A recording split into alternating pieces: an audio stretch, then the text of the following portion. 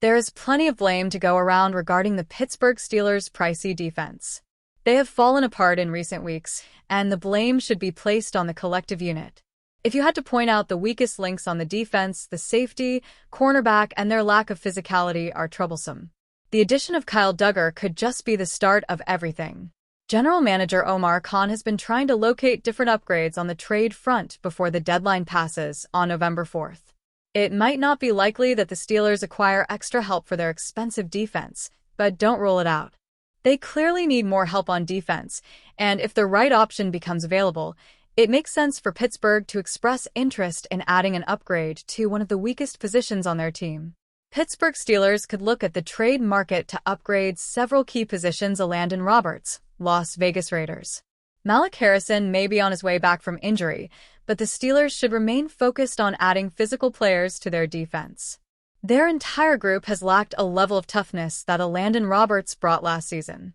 Tomlin should love the idea of a possible reunion. It shouldn't be too expensive to acquire Roberts in a potential trade. Considering the current situation, snaps might be limited for Roberts, but he would be a better run stuffer than Cole Holcomb or Harrison. Roberts has started 6 of the 7 Raiders games this year. It's unknown if Las Vegas is willing to move the veteran despite their poor record. Pittsburgh could pursue him with his familiarity and the type of player he is. Still, trying to divide snaps between Roberts, Holcomb, and Harrison could be a chore, but adding a physical linebacker like Roberts would do this defense some good. Shy Tuttle, Tennessee Titans. With Daniel Ekuele suffering a season-ending injury against the Packers, the depth along the trenches just got a little weaker for Pittsburgh. They could use another experienced defensive lineman to help their cause. Shy Tuttle comes to mind as he is someone who can help the Steelers. He fits the mold of the body type the franchise prefers in its linemen. Going with the younger guys to help replace Ekuele is the way to go, but the Steelers need an insurance policy. Tuttle isn't a fantastic player, but he is an experienced option who can help secure the bottom of the roster in case injuries start to pile up. Trading for the veteran probably wouldn't require much, a scenario Tomlin would certainly favor. Tariq Woolen, Seattle Seahawks. Here is a buy low option for the Steelers to consider as the Seattle Seahawks remain in trade talks. This season, Tariq Woolen has struggled to remain a solid starting cornerback in the NFL. The 26-year-old could produce better results with a fresh start. The Steelers should have interest in adding a young cornerback with blazing speed and a history of causing turnovers. He might not turn into a star player, but Woolen's low-cost contract for the rest of the season would bring some youth to an older defense. The Steelers need young and hungry players trying to prove their worth. With solid starting experience and a track record of forcing turnovers, Woolen is someone Pittsburgh should definitely try to get. For a defense that was criticized by national pundits for being old and slow, the Pittsburgh Steelers turned back the clock Sunday in a 27-20 victory against the Indianapolis Colts. With members of the Super Bowl 40 champions on hand for a 20-year reunion, a group that finished top 5 in fewest points and yards allowed, the Steelers put on a performance reminiscent of those Blitzburg days. The Steelers produced 6 takeaways, the franchise's most in a game in 15 seasons, with the defense forcing 5 of those turnovers. They also sacked Indianapolis quarterback Daniel Jones 5 times. Some of the usual suspects from the NFL's highest-paid defense were responsible for the rebound from a 2-week stretch in which the Steelers allowed 68 points and 924 yards. Cameron Hayward batted down 2 passes. TJ Watt had a momentum-changing strip sack and fumble recovery. Alex Highsmith had 2 sacks and forced fumble, and Jalen Ramsey provided a steadying hand on a beat-up secondary by playing exclusively at free safety. Not to be overlooked, though, were contributions from players still on their rookie contracts. Inside linebacker Peyton Wilson, outside linebacker Jack Sawyer, defensive lineman Keanu Benton and Derek Harmon, and cornerback Joey Porter had impactful moments against the NFL's hottest offense. It was a collective effort, Hayward said in the winning locker room. When there are plays to be made, guys stepped up, and we need that for the entire season. It's not going to be one guy. It's not going to be 2. It's a collective.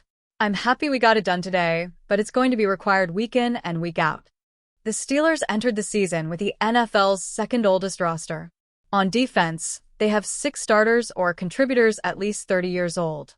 That includes Hayward, 36, Darius Slay, 34. Ramsey, 31. What? 31. Chuck Clark, 30. And Juan Thornhill, 30. Clark missed the game Sunday with an injury, and Thornhill was limited to special teams duty. The contributions from the less experienced members of the roster provided optimism as the Steelers enter the second half of the NFL season with a 5-3 record and two-game lead in the AFC North race. Wilson had a game worthy of Player of the Week consideration. He had 13 tackles, an interception, 2 pass breakups, and another tackle on special teams. Porter had 8 tackles, an interception, 4 pass breakups, and was credited with a sack when he forced Jones out of bounds for no gain. Benton, from his nose tackle spot, had 5 tackles, a sack, and 2 quarterback hits. Harmon had 2 tackles and a fumble recovery. Sawyer intercepted a pass that Wilson batted into the air. "There's a lot of room to improve, which honestly is a scary thing," Wilson said. "We have to put it on the field. As Cam says, we can't ride the wave. We have to be consistent." Wilson, a third-round draft pick in 2024, is starting to display such consistency. A week earlier, he led the Steelers with 8 tackles in a 35-25 loss to Green Bay. What makes his play the past 2 games particularly impressive is that he has played just 2/3 of all defensive snaps. It's a reasonable expectation, a second-year player who played a lot last year making some plays, Coach Mike Tomlin said. "It's a natural progression when you've got a good relationship with the game, you work the way he works, and you have the talent that he has. I don't think anybody is surprised by the impact and trajectory of his game." Wilson's interception and 14-yard return to the Colts 17 set up the Steelers' second touchdown in a span of 2 minutes in the second quarter to turn a 7-0 deficit into a 14-7 advantage. With about 3 minutes left in the third quarter, Wilson got his hands in the air and deflected a pass that landed in the arms of Sawyer, the rookie fourth-rounder from Ohio State. The takeaway led to another touchdown that increased the lead to 24-7 early in the fourth quarter. His NFL career is just 8 games old, but it's long enough for Sawyer to understand the way the Steelers conduct business. "It was getting back to who we are and how the Steelers play defense," he said. None of the young players understand the so-called Steelers way as much as Porter, the third-year cornerback who had his best game of the season. His interception at the Steelers' 39 with 2:44 remaining kept the Steelers' 10-point lead intact. Witnessing the display was Father Joey, the enforcer of that 2005 defense that helped the Steelers win their 5th Lombardi trophy.